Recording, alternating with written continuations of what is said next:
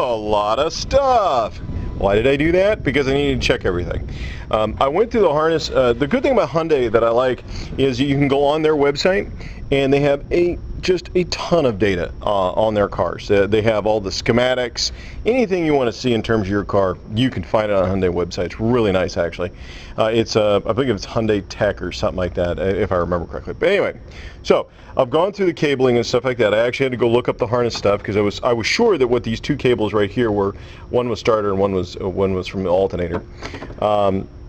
Yeah, like I said, again, you've got the ground system and stuff, and here, this is just simply a shunt resistor, is what this is. This is a shunt, and the reason why I can't take this apart is because of the shunt. The shunt is actually part of the electrical system of the car, and so it's either part of some sort of a feedback system so that the alternator knows exactly what to put out in terms of ground, which is really nice, actually, because if that is what that is, and I'm going to look it up later on, but if that is what's going on here, that's really nice, because that means that the entire electrical system of the car is programmed to stay at a certain voltage, and as the shunt resistor sees the load being applied, it wants to adjust the alternator's output so that we end up with the appropriate voltage and stuff. So I'm going to keep this, but I'm going to redo some of the ground stuff. I don't like the painted surface stuff, where they put a bolt on top of paint. I'm just not a fan of that. I'm going to go ahead and clean all this off. This is going to be my central ground source. One of the things I was hunting for was the ground wire from the motor to the chassis. That was the one I was looking for the most, because I always know that, I have no idea why they do this, but they always put the cheapest thing in there, and sure enough, here it is. It's a freaking 8-gauge cable. I mean, you cannot supply enough current off the alternator into the chassis to do the work. It's just not possible, okay? Yeah, it might be bolted, but it might be bolted here in the motor and stuff like that, but it's through a rubber dampener, for there. So the only thing you gotta have is this right here. So, what are we gonna do? We're gonna do this. Boom! We're gonna put this baby in there and stuff like that. This is actually off a welding kit that I have and stuff. It's already pre-made and everything. I'm not gonna worry, that's the beauty of this thing. It's big, huge. And so I'm gonna make sure that the current side is well taken care of. I'm never going to have to worry about any of the current problems from the alternator here.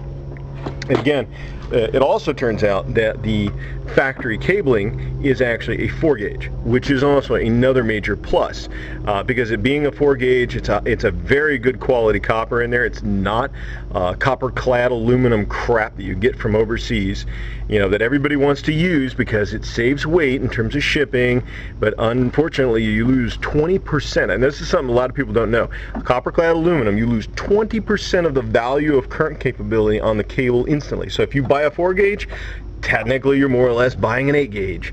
You're not really buying a 4-gauge, you're buying a much smaller. And what's even worse is that the Chinese have a really good, they have a neat little ploy. They say it's a 4-gauge, they put it in a jacket that looks like a 4-gauge, but the actual count of the copper in the interior or the aluminum inside is smaller than a 4-gauge. So not only are you getting not a 4-gauge cable, you're also getting a copper-clad aluminum cable. You're paying an exuberant amount of price for the cable in the first place. And then on top of that, it's a piece of junk. I mean, it's horrible. It's absolutely, without a doubt, not the factory, but the junk you get from overseas is so bad that the best thing for you to do is go down to a welding supply source, any welding supply store, and get welding cable. This right here is more or less welding cable. And what you're looking at right here is more or less a form of welding cable because of this jacket type that's on here. It's designed for oil abrasion. It's designed for physical abrasions and stuff like that. It's a very tough but yet flexible, see, look at this. It's a very flexible type material. It's a high, it has a high copper content in the middle, which the only problem with that is you also lose current because of the high copper content, meaning that the individual strands, to make it flexible, you actually lose current there too also. A more solid cable would be actually a better or a lesser number, but because the motor has to move a lot, if you do that, they would just break, in long term. So that's the reason why they do it this way. But because it's a good grade copper, we don't have to worry about that. But like I said, I'm going to change out the main ground source, upgrade it here. I'm not going to change out the cabling here because this basically is almost a 2-gauge right here, factory. And so I'm going to go ahead and reconfigure this whole ground area, rebuild all the way that the wiring was coming in and looping in and stuff, put on a new one. I'll have to keep this, this one on here. I can't make it all pretty and everything. Technically, I could if I had a shunt resistor and I could, rebuild this, or maybe put a lug somewhere and hide it off the side. But I'm not going to do that. I think it would just go ahead and be better to go ahead and leave the system like it was, so that we get a good value. It always reads correctly. That's the main thing. Is this needs to read correctly so that the alternator and the computer can adjust appropriately the output voltage and current of the alternator and stuff like that. You don't want to lose that, obviously, and stuff.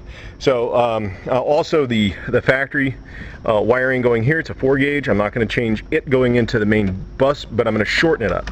I'm going to bring it so that it goes right here instead of doing what it did before, which is this big loop around and stuff like that. I'm going to go ahead and shorten it so that we have, a shorter run, which will give us a better overall current capability. But other than that, that's it for right now. Here's the factory piece. I just went ahead and cut it off and everything. But for right now, that'll be it, and I'll show you when I'm done.